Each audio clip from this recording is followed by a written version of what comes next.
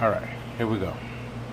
Alright guys, we've got a Studebaker Avanti rear window regulator here.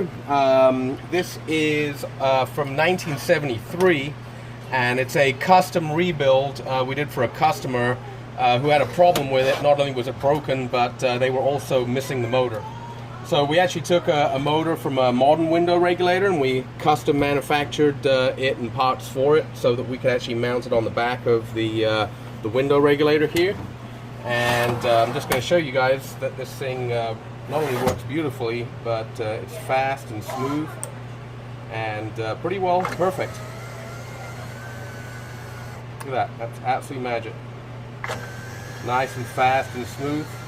Takes about 3 seconds for that to run up and down. So not only did we pretty much custom manufacture everything, we also have our own metal parts. So the plastic wheels that used to be on here, we replaced those with metal ones. So this thing is literally never going to break again. And if, for example, over time the motor wears out and dies, that's a very common motor and it's easy to replace. So this thing's ready to go.